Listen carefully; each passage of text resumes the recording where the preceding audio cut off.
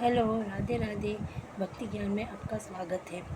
आज मैं आपको पूजा में जपने वाली माला के बारे में बता रही हूँ। पूजा में इस मंत्र को जपने के लिए विभिन्न प्रकार की माला का प्रयोग किया जाता है। आपको पता है कि सनातन धर्म में हम लोग अलग अलग देवी देवता की पूजा करते हैं और अलग अलग माला जपने का विधान भी है।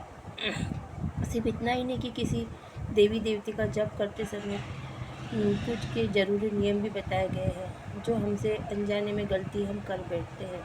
अक्सर लोग जब सफल नहीं होता कहते कि हम तो इतनी माला जपते फिर भी हमारे काम क्यों नहीं बनते। इसी के बारे में मेरी थोड़ी जानकारी है माला जपने की। मैं आप लोगों के लिए इसी तरह अच्छी अच्छी जानकारी पूजा पाठ और अपनी आस्था त्योहारों से लाती हूँ। अगर आपको अच्छी लगते हैं मेरे वीडियो तो आप मुझे कमेंट करके ज़रूर बताएं और लाइक करें मेरे चैनल को ताकि और सब्सक्राइब करें ताकि मैं ऐसे ही अच्छी अच्छी जानकारी के साथ आपके साथ साझा करूं। देवी देवता का जप करते समय कुछ ज़रूरी नियम होते हैं और हमसे अनजाने में गलती होती है। प्रतिदिन हम 30 त्यौहार पर माला जप करने का नियम कहते हैं।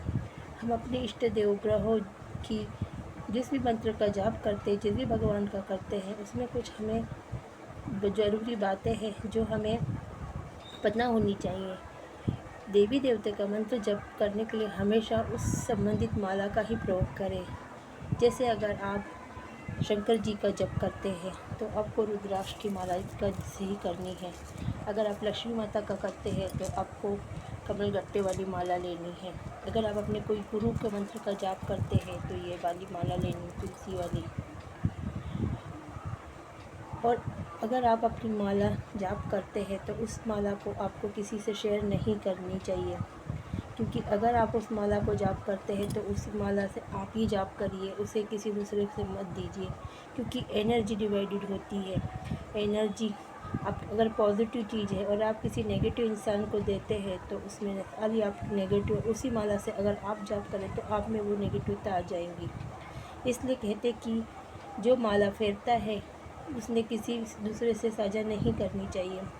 मान्यता तो यह भी है कि पीले चंदन और फिर तुलसी की माला भगवान विष्णु, वैजंती की माला से भगवान श्री कृष्ण, रुद्राक्ष की माला से भगवान शिव, कमलगट्टे की माला से लक्ष्मी जी, मोती की माला से चंद्रमा और मूंगे की माला से मंगल, हल्दी की माला से बृहस्पति मंत्र का जप करने से साधक को शीघ्र ही फल मिलता है।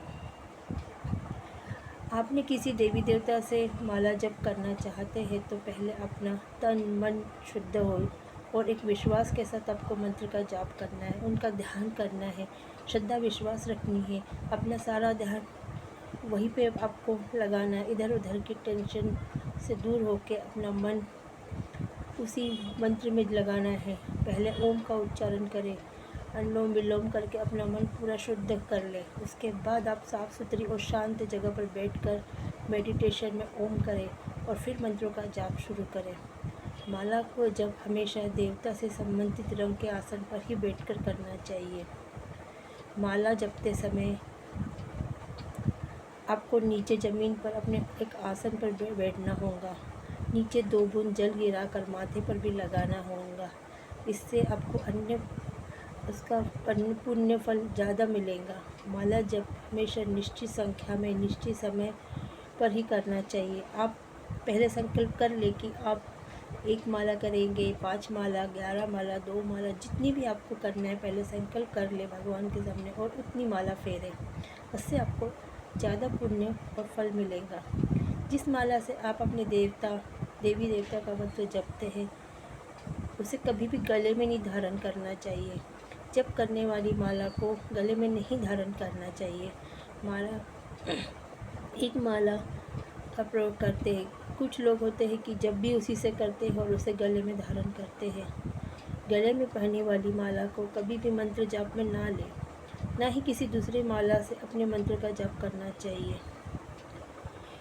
इससे आपको उतना पुण्य और फल नहीं मिलेगा। जिसके लिए आप मनोकामना कर रहे हैं उसके लिए आपको, अगर आप मंत्र जाप आपकी संख्या बढ़ती जाती है तो आप जिस इच्छा के लिए उस माला से जाप कर रहे हैं उसका पुण्य फल और आपकी मनोकामना जरूर पूर्ण होंगी। भगवान आपकी ज़रूर सुनेंगे। और जिस ध्वनि में आप करते हैं, या तो आप जो ऊंची आवाज़ में करते हैं तो आपको उसी में करना है। अगर आप स्लो में करते हैं, ऐसा नहीं कि आधी माला आप तेज़ आवाज़ में कर रहे हो फिर स्लो हो जाए, इससे आपको फल नहीं मिलेगा।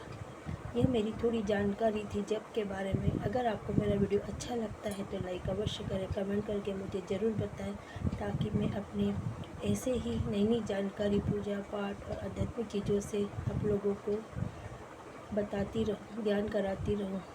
यह मेरी थोड़ी जानकारी थी। अगर अच्छा लगे तो लाइक करें। धन्यवाद।